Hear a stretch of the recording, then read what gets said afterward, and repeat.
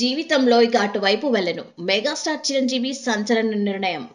బ్రహ్మానందం ఆయన కుమారుడు రాజా గౌతమ్ ప్రధాన పాత్రలో నటించిన చిత్రం బ్రహ్మానందం. ఇందులో బ్రహ్మానందం తాతగా, రాజా గౌతమ్ ఆయన మనవడిగా నటించారు.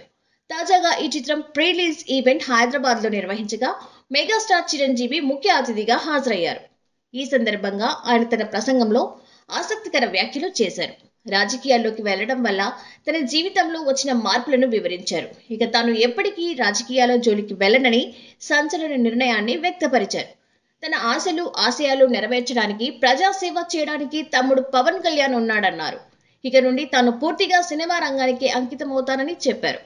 ఇటీవల తాను పలువురు పెద్ద రాజకీయ నాయకులను కలుస్తుండటంతో చాలా మందికి సందేహాలు వ్యక్తం చేస్తున్నారు.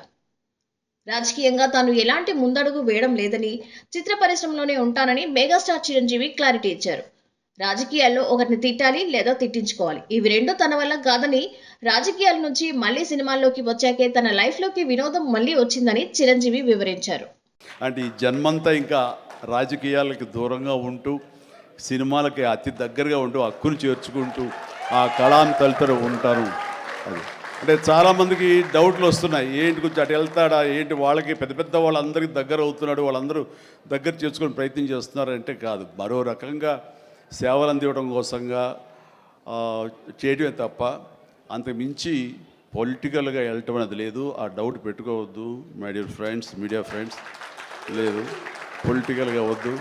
పొలిటికల్గా ముందుకు వెళ్ళటానికి నేను అనుకున్న లక్ష్యాల్ని, నేను అనుకున్న సేవాభావాల్ని, ఆ సేవల్ని చేయడం కోసంగా పవన్ కళ్యాణ్ ఉన్నాడు, ముందుకు వెళ్తున్నాడు.